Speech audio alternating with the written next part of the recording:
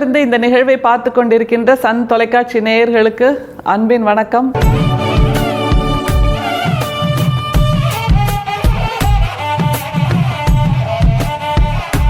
இது மார்கழி திருவிழா, ஆண்டாள் பெருவிழா. இன்றைக்கு பாசுரம் 17. ஒரு மிகப்பெரிய வெற்றி ஆண்டாளுக்கு. ஏன்னா வாயில் காப்போன்ட்ட கேட்டால, என்னை உள்ள விடு, நான் இந்த மாதிரியான ஆள், நீ எல்லாம் ரொம்ப பெருமை வாய்ந்தவன், இப்படியான மாளிகையோட நிற்கிற வாசல்ல வாயில் காப்போம் நான் நிற்கிற, எங்களை கண்ணன் தான் வர சொல்லியிருக்கான், அதனால் விடு எங்களை உள்ள அப்படின்னு சொன்னால. இப்போது வாயில் காப்போன் கதவை திறந்து விட ஆண்டாள் தன் தோழிகளோடு உள்ளே நுழைந்து விட்டாள் நந்தகோபாலனுடைய மாளிகைக்குள். அங்கே உள்ள நுழைஞ்சு அவள் என்ன பண்ணுறாங்கிறது ரொம்ப சுவாரஸ்யம். இதையும் நம்முடைய வாழ்க்கைக்கு பொருத்தி பார்க்க வேண்டும், ஏனென்றால் அதுவும் அப்ளை ஆகும் அப்படிங்கிறதா மிக முக்கியம். பாசுரத்தை முதல்ல பார்த்துடலாம். அம்பரமே தண்ணீரே சோரே அறம் செய்யும் எம்பெருமான் நந்தகோபாலா எழுந்திராய், கொம்பனார்க்கெல்லாம் கொழுந்தே குலவிளக்கே எம்பெருமாட்டி யசோதாய் அறிவுராய், அம்பரம் மூடரு தோங்கி உலகளந்த உம்பர் கோமானே உறங்காது எழுந்திராய், செம்பர் கழலடி செல்வா பலதேவா உம்பியும் நீயும் உறங்கேலோர் எம்பாவாய். இதுல குடும்பத்தையே எழுப்பி விடுறா ஆண்டாள். நந்தகோபாலனுடைய மாளிகைக்குள் போய் நந்தகோபாலனை எழுப்புறா, யசோதையை எழுப்புறா, கண்ணனை எழுப்புறா, கண்ணனோட சகோதரன் பலதேவனையும் எழுப்புறா, பலராமன்னு சொல்லுவோம்ல, அவனையும் எழுப்புறா. அப்படிங்கும்போது நம்மோட வாழ்க்கையில் ஒரு இலக்கு வச்சுருக்கோம் அப்படின்னா, நம்ம வீட்டில் இருக்கிற எல்லாரும் நமக்கு ஒத்துழைத்தால் அது சிறப்பாக இருக்கும் என்கின்ற அந்த உள் அர்த்தத்தையும் இந்த பாசுரத்தில் நம்ம பார்க்கலாம். முதல்ல நந்தகோபனுக்கு என்ன பெருமையை சொல்லி ஆண்டாள் எழுப்பி விடுறான்னு பாருங்களேன். அம்பரமே தண்ணீரே சோரே அறம் செய்யும் எம்பெருமான் நந்தகோபாலா எழுந்திராய். நந்தகோபாலன் மிகப்பெரிய வள்ளல். அம்பரம், தண்ணீர், சோறு, இது எல்லாவற்றையும் எல்லோருக்கும் அள்ளி அள்ளி அள்ளி அள்ளி கொடுக்கின்ற வள்ளல் யார் என்றால் நந்தகோபாலன் அப்படின்னு சொல்லலாம். அம்பரம்னா என்னது? தண்ணீர், சோறு, இதெல்லாம் நமக்கு நல்லா தெரியுது. அம்பரம் என்பது மானம் காக்கின்ற ஆடைகள் அப்படிங்கிறது மிக முக்கியமான விஷயம். அப்படின்னு பார்த்தா ஆண்டாளோட அந்த 8ஆம் நூற்றாண்டு பாடலை இந்த 21ஆம் நூற்றாண்டுக்கு நாம் பொருத்தி பார்த்தால், மானம் காக்கின்ற ஒரு விஷயமாக நம்முடைய வாழ்க்கையில் நாம் வாழ்ந்து கொண்டிருக்கிறோம் என்கின்ற அர்த்தத்தை, மானத்தை காக்கின்ற ஒரு விஷயம் எதுவாக இருக்க முடியும்? நம்முடைய இலக்கு தானே இருக்க முடியும். நம்முடைய வாழ்க்கைக்கு நாம் அர்த்தம் கொடுக்கிறோம் என்றால் அதுதான் நமக்கான மானம். எனவே அப்படிப்பட்ட மானத்தை அள்ளி அள்ளி அள்ளி கொடுக்கின்ற ஒரு நந்தகோபாலன் அப்படின்னா, நம்ம வீடு, நம்முடைய குடும்பம், நம்முடைய உறவுகள், இது எல்லாம் நமக்கு அப்படிப்பட்ட ஒரு இயல்பு நிலையை அல்லது ஒரு இருப்பை தர வேண்டும். நான் இந்த மாதிரி இலக்கோடு இருக்கேன் அப்படின்னா நம்முடைய குடும்பமும் நமக்கு சேர்ந்து ஒத்துழைக்க வேண்டும். எனவே அம்பரமே தண்ணீரே சோரே இது எல்லாவற்றையும் கொடுக்கின்ற வள்ளலே நந்தகோபாலன் ஐயனே நீ எழுந்திரு அப்படிங்கிறா. அடுத்தது யசோதைக்கு வர்றா. என்ன சொல்றா பாருங்களேன். கொம்பனார்க்கெல்லாம் கொழுந்தே குலவிளக்கே எம்பெருமாட்டி யசோதாய் அறிவுராய் அப்படிங்கிறா. கொம்புனா வெறுமே அந்த குச்சின்ற அர்த்தம் இல்லை, பூங்கொடி மாதிரி அல்லது கொழுகொம்பாக இருக்கின்ற பெண்கள். ஒரு குடும்பத்துக்கு கொழுகொம்பாக யார் இருக்கிறார் என்றால் பெண்கள் தான் இருக்கிறார்கள், தாய்மார்கள் தான் இருக்கிறார்கள் என்பதனால் அப்படிப்பட்ட தாய்மார்களுக்கெல்லாம் தலைவியாக இருக்கக்கூடிய யசோதை தாயே நீ எழுந்திரு அப்படின்னு யசோதையும் எழுப்பி விட்டுறா. அடுத்தது கண்ணன் கிட்ட வர்றா பாருங்க. அம்பரம் மூடரு தோங்கி உலகளந்த உம்பர் கோமானே உறங்காது எழுந்திராய். அம்பரம் மூடரு தோங்கி உலகளந்தன, அந்த 3 அடி எடுத்து வைத்த அந்த கதை நமக்கு நல்லா தெரியும். மூவடியால் உலகளந்த அந்த உத்தமன் அப்படிங்கிற புராண கதை. அதாவது வானத்தை தாண்டி வளர்ந்து விஸ்வரூபம் எடுத்த அந்த தலைவனே நீ எழுந்திரு அப்படின்னு கண்ணனை எழுப்புறா. அடுத்தது பலதேவனையும் எழுப்பி விடுறா. இதில் மூவடியால் உலகை அளந்த அப்படிங்கிறது மிக முக்கியம். விஸ்வரூபம் எடுத்த கண்ணனே அப்படின்னா நம்முடைய கனவுகள் என்பது மூவடியால் உலகை அளக்க வேண்டும். என்ன முதல்ல மூவடி என்னது? நாம் அதை பற்றி சிந்திக்க வேண்டும், நாம் அதை பற்றி ஒரு உருவம் கொடுக்க வேண்டும். அது மிக முக்கியம். சிந்தனையில் அது முதல் அடியாக எடுத்து வைக்க வேண்டும். அடுத்த இரண்டாவது அடி என்ன? நாம் எப்படி அதை நோக்கி அந்த திட்டத்தை, அந்த சிந்தனையை, நம்முடைய கனவை எப்படி செயல்படுத்த போகிறோம் அப்படிங்கிற ஒரு ஸ்டாட்டிஸ்டிக்ஸ் அல்லது ஒரு டயக்ராம் நமக்கு ரொம்ப முக்கியம். அந்த வரைபடம் அடுத்த அடி என்று வைத்துக் கொள்ளலாம்.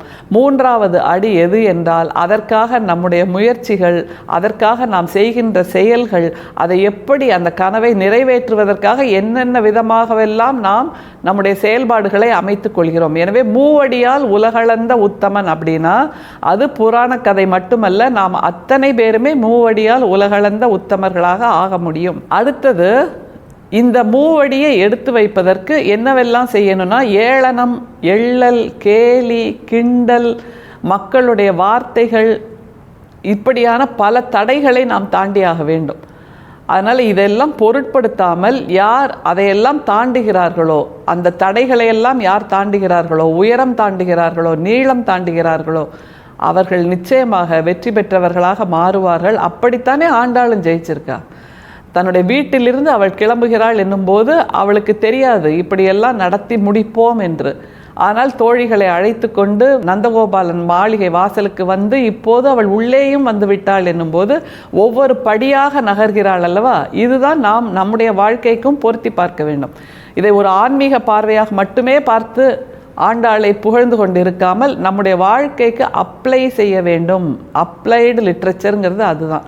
எனவே அப்படி பார்த்தால் இந்த பாசுரம் என்பது நமக்கு வாழ்க்கையை சொல்லி தருகின்ற பாசுரம். இதே மாதிரியான ஒரு பார்வையை ஆண்டாள் நாச்சியார் திருமொழியிலையும் பார்க்குறா. அது என்னங்கிறத பார்க்கலாமா?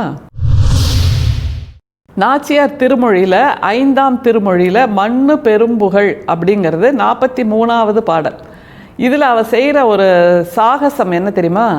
தன்னுடைய இலக்கை அடைவதற்காக அவள் எல்லாரையும் கூட்டு சேர்த்துக்கிறாள்ல, கூட்டாளியா, அந்த மாதிரி இதில் குயிலை கூட்டு சேர்த்து கொள்கிறாள்.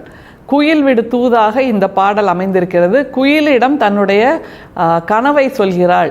எப்படி சொல்றா பாருங்களேன்.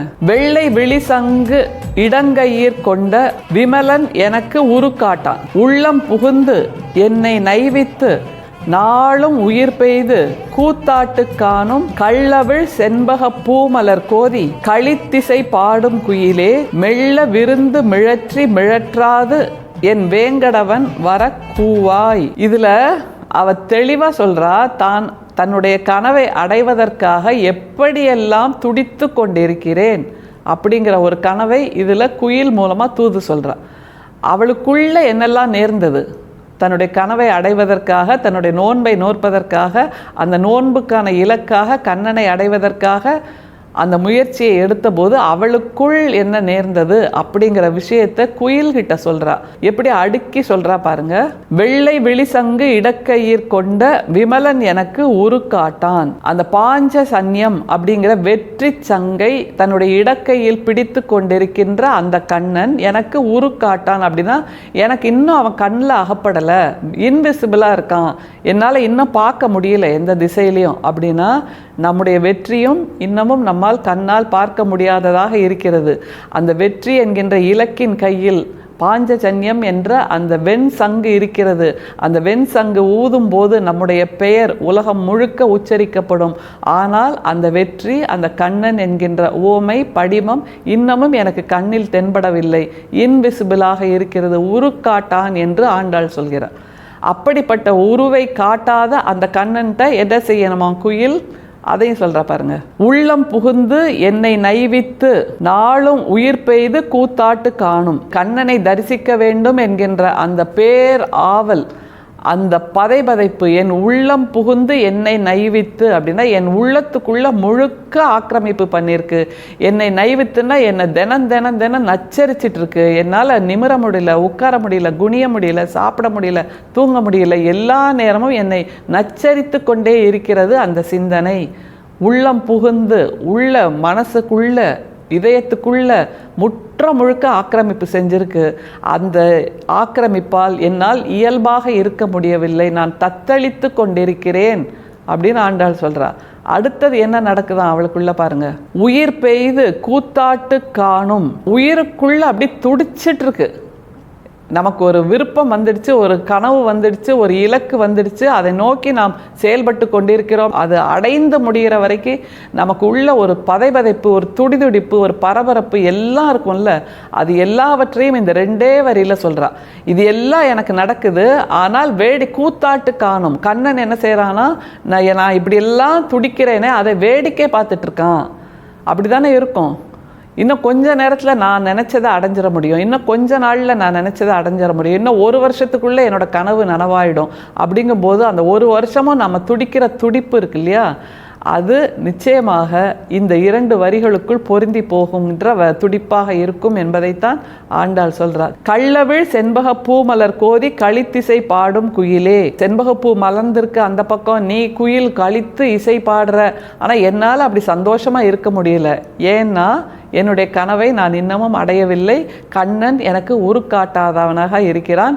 எனக்கு என்னுடைய வெற்றியின் திசை தெரியவில்லை, வெற்றியின் உருவம் தெரியவில்லை என்று ஆண்டாள் சொல்றார். எப்படி நிறைவு செய்கிறா பாருங்க. மெல்ல விருந்து மிழற்றி மிழற்றாதென் வேங்கடவன் வர கூவுவாய். உன்னோட மழலை சொல், குயிலோட மழலை சொல்லால எனக்குள் நேர்கின்ற இந்த பிரச்சனைகள், இந்த அவஸ்தைகள், இந்த பரபரப்புகள், இந்த பரிதவிப்புகள் எல்லாவற்றையும் போய் அந்த கண்ணன் காதில் சொல்லு அப்படிங்கிறா. யாரை நம்ம தூது தேர்ந்தெடுக்கிறோம் அப்படிங்கிறது மிக முக்கியம். நமக்கு தோதாக, நம்முடைய உணர்வை புரிந்து கொள்பவர்களாக, நம்முடைய உணர்வோடு இணைந்திருப்பவர்களாக இருந்தால் அந்த கனவை சொல்லும்போது அது நிச்சயமாக அது ஒரு பலமாக அமையும். நாளையிலிருந்து ஆண்டாளோட நாச்சியார் திருமொழியில் 3 உச்சக்கட்ட பாடல்களை தொடர்ந்து பார்க்க போகிறோம்.